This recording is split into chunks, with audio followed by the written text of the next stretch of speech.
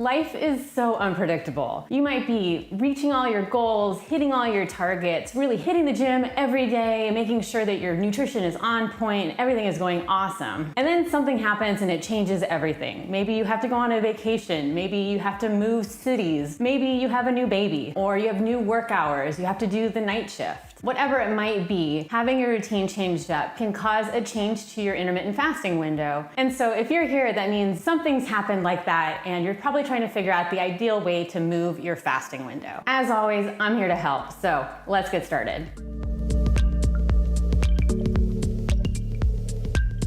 Essentially, once you're used to fasting for a good 14 to 16 hours, moving your fasting window is all about finding a new way to adjust your eating window, and then once that's good, you then work on your fasting window. You could go cold turkey, or you could try a more phased approach. So let's go over a couple scenarios and see which one appeals to you. Number one, keep it simple. This is really the easiest no-brainer option, which tends to appeal to me. Don't overthink it, just do it. So if you're used to fasting normally from 7 p.m. until 11 a.m. the next day, but say in the morning you're really hungry, or you know you're not going to get to have food for a while, so you want to eat before you go to work or something, don't fret it. Eat at 9 if you're super hungry, and then just move your fasting window so that you can extend that time frame. In this kind of situation, you really don't need to do it in a phased approach over the course of a couple days or week or so. It's just really easy, and this is how I typically manage my fasting window, because sometimes I have dinner at 3:30 and sometimes I have dinner at 5:45. In those cases, I just push my fasting window until later or earlier, depending on when I ate last. And you know, as much as our bodies do love routine, they are also really good at adapting. Yes, if we're talking about going to a 14 to 16 hour fast, you definitely want to do that in a phased approach, and that's going to be more successful. But if it's small little changes here and there, don't freak out if you've eaten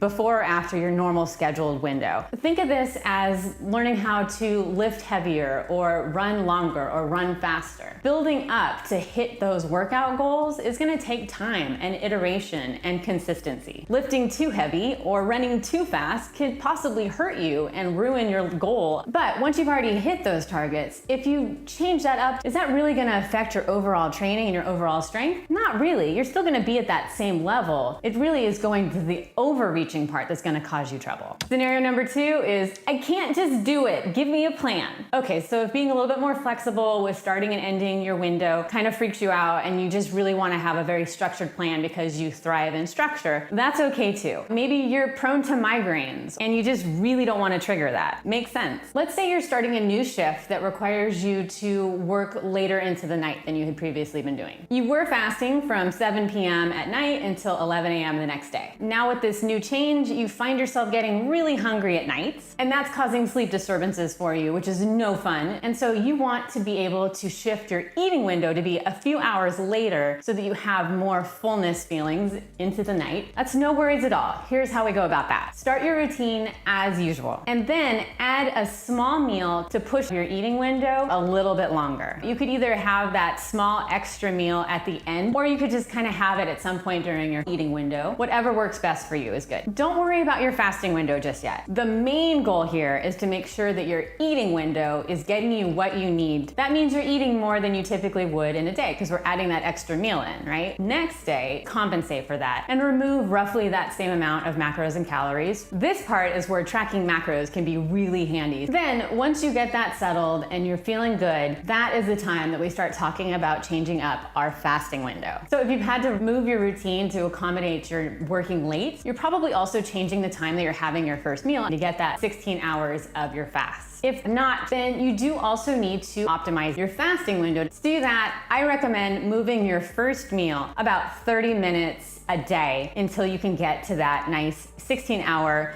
fasting window. And that's it. You successfully have moved your fasting window. You were easy on your body. You've optimized your eating and fasting times, and you've now accommodated to this new routine. Scenario number 3 is, what about even larger moves? So say you're thinking, Lacey, I'm moving cities. I'm gonna be traveling and I'm gonna be in a different time zone that is like 7 hours different. What about in those scenarios? So that's gonna be a little bit trickier to change up your fasting window, but the same principle applies here here too. Adjust your eating window and don't worry too much yet about your fasting window. Also, a move like this or a big life change is gonna probably be hectic. It's gonna be causing additional stress on your body and your emotions are gonna be high. Instead of stressing about changing your fasting window in these time frames, I encourage you to try to eat when your body sends you the signal that you're hungry. Does that mean you might be eating at weird hours and you might be eating a little bit more? Maybe, but you wanna make sure you're giving your body the sustenance it needs to help you get through this stressful time. And you can also really pay attention to this so you're not super overeating by tracking your macros to kind of keep it in check. Then, once your body starts to acclimate and you start to feel more comfortable, then you can start to increase your fasting window and to find the right time frames that work best for you. Now, per usual, if none of these scenarios fit what your situation is, as long as you remember that main principle here, that you're gonna wanna move your eating window to accommodate your new schedule, then work on your fasting window. You can easily move your intermittent fasting window as you see fit. And the more you do it and the more you get comfortable with it, the less hectic and scary it is, and you kind of just roll with the punches as life throws them at you. And if you aren't already tracking your macros, it can be really helpful in this scenario because it helps you understand what your body needs and you're making sure you're giving it. If you need some help on that, I have a video that walks you through how to do it. Check out that and I will see you in the next video.